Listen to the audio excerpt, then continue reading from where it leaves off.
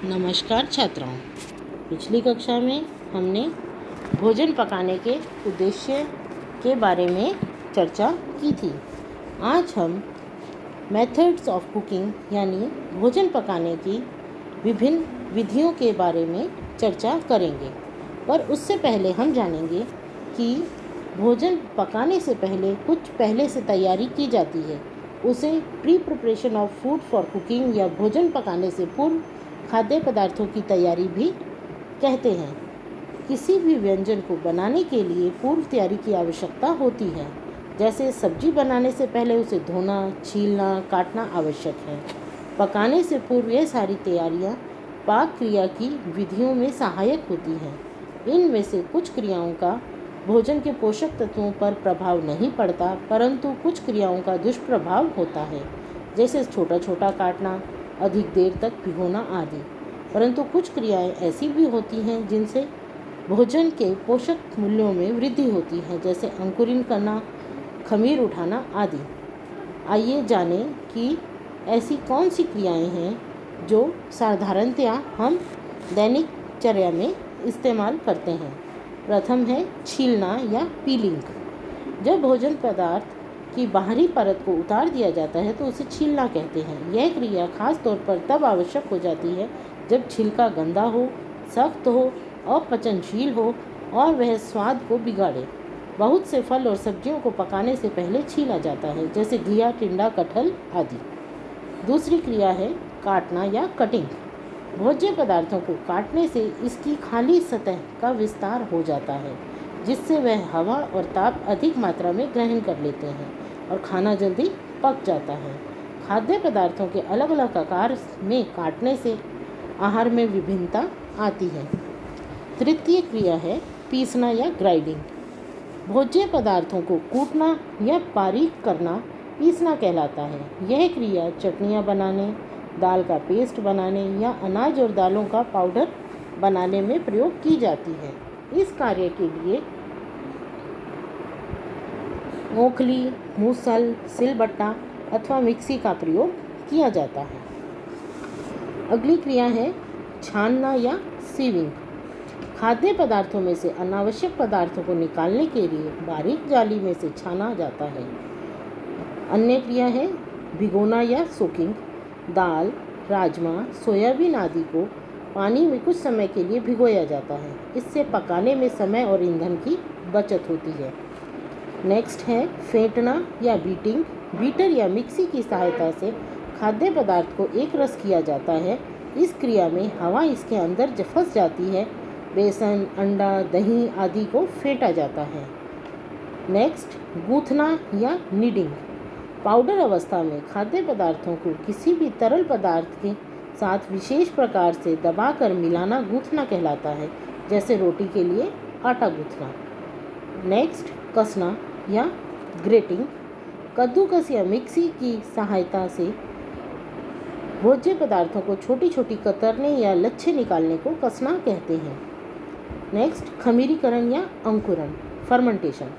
इस क्रिया में हम साबुत दाल या अनाज को रात भर भिगोकर अगले दिन किसी कपड़े में बांधकर छोटे छोटे अंकुर निकल जाते हैं। इस प्रक्रिया द्वारा भोज्य पदार्थ के पोषक तत्वों की भी वृद्धि होती है।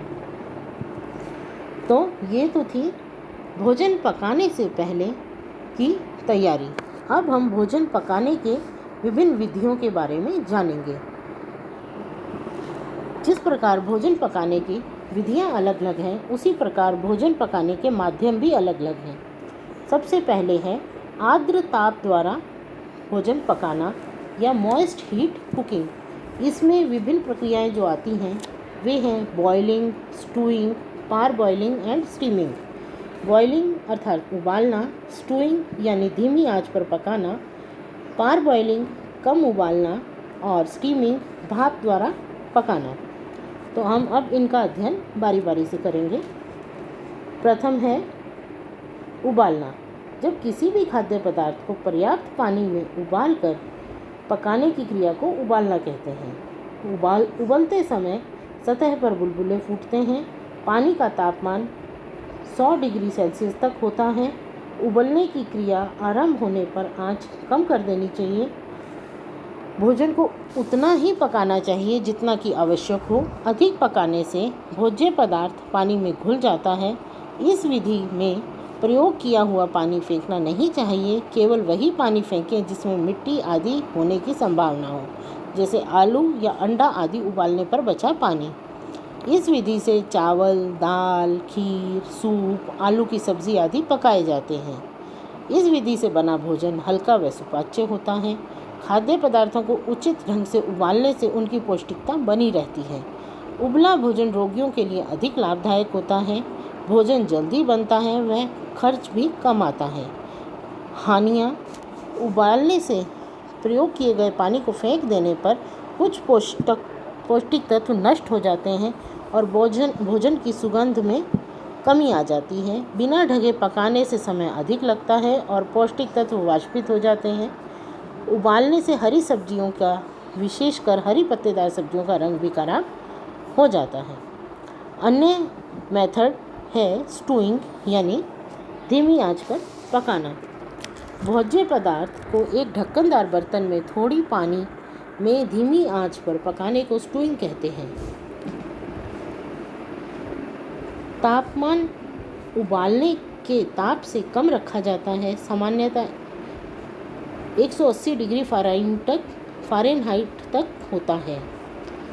भोज्य पदार्थ को गलने तक का पकने दिया जाता है। धीरे धीरे पकने से भोजन सुपाच्य हो जाता है। इस विधि से सूखी सब्जियां, दालें, मीट आदि पकाए जाते हैं।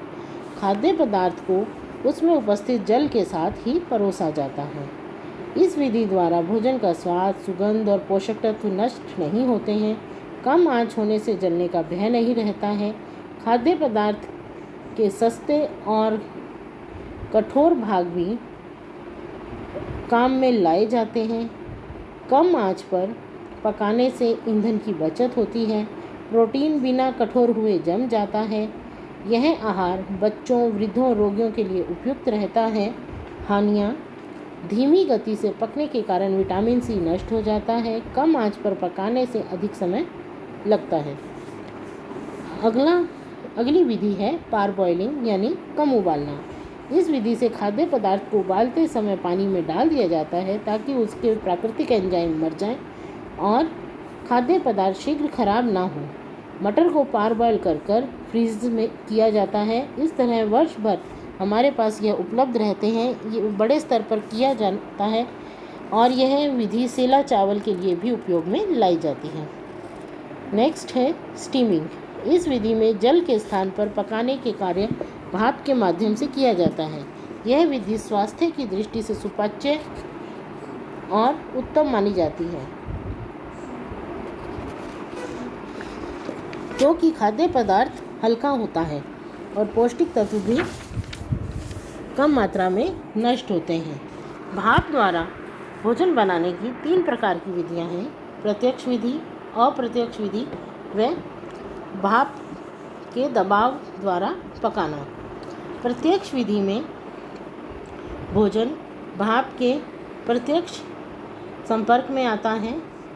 अप्रत्यक्ष विधि में किसी अन्य बर्तन में भोजन को रखा जाता है और भाप की खाली गर्मी जो है वह भोजन पकाने के काम आती है। जैसे चॉकलेट को पिघलाया जाता है। और भाप के दबाव द्वारा पकाना में प्रेशर कुकिंग आती है, जैसे हम कुकर में खाना पकाते हैं। भाप के द्वारा भोजन पकाने से खाना सुपाच्य व हल्का होता है। वृद्धों, बच्चों व रोगियों को दिया जा सकता है। और हानियाँ हैं: प्रेशर कुकर में खाद्य पदार्थ अधिक पक जाने की संभावना बनी रहती है, अतः कुकिंग ध्यान से करनी चाहिए। तो छात्राओं, अन्य कुकिंग मेथड्स हम अगली कक्षा में पढ़ेंगे।